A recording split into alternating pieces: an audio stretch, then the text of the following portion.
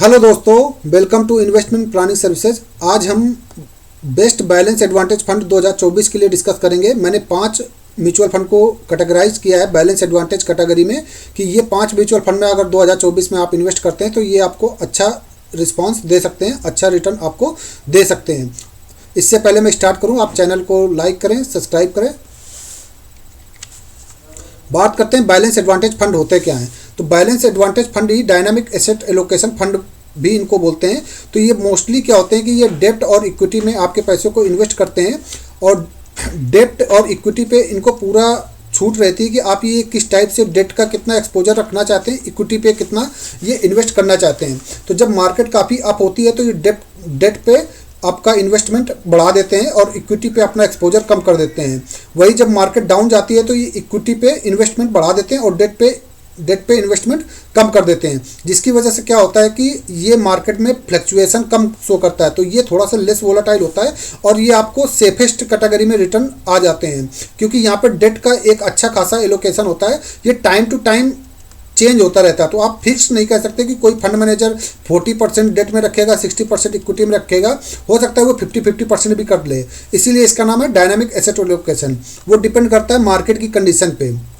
Moderate risk category का fund है और ये उन इन्वेस्टर के लिए ज़्यादा सही है जो 3 से 5 साल के लिए इन्वेस्टमेंट करना चाहते हैं। बात करते हैं मैंने क्या क्राइटेरिया लिया है फंड को सिलेक्ट करने के लिए। बहुत पुराने म्यूचुअल फंड को मैंने इग्नोर किया है। बैलेंस एडवांटेज फंड का AUM लगभग 1000 करोड़ का मैंने लिया है। NAV आपका 100 रुपये से नीचे की NAV को मैंने कंसीडर किया है। और जो बेस्ट परफॉर्मेंस लास्ट 3 साल में जिन्होंने परफॉर्मेंस अच्छा दिया है उन फंड को मैंने कैटेगराइज किया है और टोटल 5 फंड मैंने सिलेक्ट किए हैं। देखते हैं कौन कौन से वो फंड होते हैं। पहला बैलेंस एडवांटेज फंड में आता है, मैंने टाटा बैलेंस एडवांटेज फंड को सिलेक्ट किया है। इसका AUM 7,908 करोड़ का है। NAV 17 रुपये की है। मिनिमम SIP आप 100 रुपये कर सकते हैं। तो जो भी कम बजट में इन्वेस्ट करना चाहते हैं, जिनका बजट इन्वेस्टमेंट कम है, तो वो यहाँ पे इन्वेस्ट कर सकते हैं। यहाँ पे इन्वेस्टमेंट करने के लिए पिज्ज़ा से भी सस्ता पड़ता है। आप मिनिमम SIP 100 रुपये का पिज्ज़ा मंथ में खा सकते थे, लेकिन यहाँ पे 100 रुपये का आप मंथली इन्वेस्ट कर सकते हैं। 77% का रिटर्न दिया है। जुलाई 2019 से ये फंड स्टार्ट हुआ है। दूसरा मैंने फंड को लिया है SBI बैलेंस एडवांटेज फंड को। 25,351 करोड़ का AUM है। देखो SBI कोई भी गवर्नमेंट बैंक का यहाँ पे AUM आपको हमेशा ज़्यादा ही मिलेगा, क्योंकि बैंक पर्टिकुलर इन्वेस्टमेंट अच्छा खासा अपने जो भी अकाउंट होल्डर होते हैं वहाँ से वो अच्छा खासा यहाँ पे इन्वेस्ट पा जाते हैं। तो इसलिए उनका AUM काफ़ी ज़्यादा रहता है, भले कितना नया फंड हो। और इसकी NAV 12 रुपये 78 पैसे की है। 500 रुपये मिनिमम SIP कर सकते हैं। 26% का इसने रिटर्न दिया है जुलाई 2021 से। यहाँ पे एब्सोल्यूट रिटर्न की बात हो रही है कि जब आपने इसमें NFO पे इन्वेस्ट किया होगा। NFO पे इन्वेस्टमेंट करने क्या होता है कि उस वक्त NAV 10 रुपये की रहती है। तो 10 रुपये की NAV अगर 12 रुपये में हो जाती है तो ये आपका जो रिटर्न परसेंटेज है वो 20% का हो जाता है। सिमिलर अगला जो फंड को मैंने कैटेगराइज किया है Franklin India balance advantage fund को किया है। 1458 करोड़ का AUM है। 12 रुपये की NAV है और 500 रुपये मिनिमम SIP कर सकते हैं। 20% का रिटर्न इसने अभी तक दिया है और सितंबर 2022 का फंड है। तो नया फंड है और रिटर्न अच्छा है। Mahindra Manulife balance advantage fund की बात करते हैं तो 586 करोड़ का AUM है और जनवरी 2022 से स्टार्ट हुआ था। इसने 22% का रिटर्न अभी तक दे चुका है। 12 रुपये की NAV है और 500 रुपये आप मिनिमम SIP कर सकते हैं। अगला जो फंड को मैंने लिया है एक्सिस बैलेंस एडवांटेज फंड को लिया है। 1937 करोड़ का AUM है।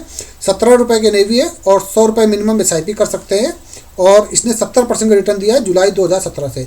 लेकिन अगर एक्सिस बैलेंस एडवांटेज फंड और टाटा बैलेंस एडवांटेज फंड को आप कंपेयर करते हो तो एक्सिस का फंड 2 साल पुराना है और टाटा का 2 साल पुराने होने के 2 साल मतलब पीछे होने के बावजूद भी ये 77% का रिटर्न दिया है और इसने 70% का रिटर्न दिया है। तो आप वैसे अगर एब्सोल्यूट टर्म में देखते हैं तो आपको 70% और 77% रिटर्न काफ़ी अच्छी वैल्यू होती है। तो आप किसी में भी इन्वेस्ट करिए, आपको रिटर्न अच्छा यहाँ पे जनरेट होगा। बात करते हैं एक फैक्ट शीट को यहाँ पे देख लेते हैं।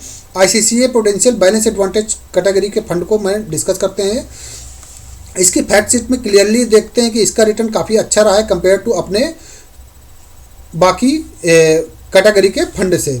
बात करते हैं इसी कैटेगरी का ICICI prudential balance advantage fund ने अपने एसेट को किस टाइप से एलोकेशन किया है। तो देख सकते हैं इसने 50% से कम इक्विटी रखा है।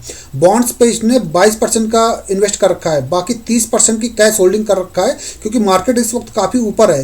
तो जो फंड मैनेजर है वो सोच रहा है कि मार्केट थोड़ा डाउन आए तो इस कैश से मैं काफ़ी इसमें स्टॉक में इन्वेस्ट कर सकूं। तो इस पर्पज़ से यहाँ पे आप देख सकते हैं, तो बैलेंस एडवांटेज कैटेगरी के जो भी फंड होते हैं उसमें स्टॉक में और बॉन्ड में अच्छा खासा यहाँ पे इन्वेस्टमेंट रहता है। आप देख सकते हैं यहाँ पे गवर्नमेंट सिक्योरिटीज़ पे इन्वेस्ट रहता है। 4.99% का जो स्टॉक लिया गया है वो गवर्नमेंट स्टॉक में इन्वेस्ट किया गया। बाकी ICICI, HDFC, TVS मोटर में स्टॉक मार्केट में इन्वेस्ट किया गया है। तो ये एक फैक्ट शीट था जिसको मैंने यहाँ पे ले लिया है, ताकि आपको थोड़ा सा आइडिया हो जाएगा कि ICICI prudential balance advantage fund ने किस टाइप का फंड को, अपना एसेट को एलोकेट किया है।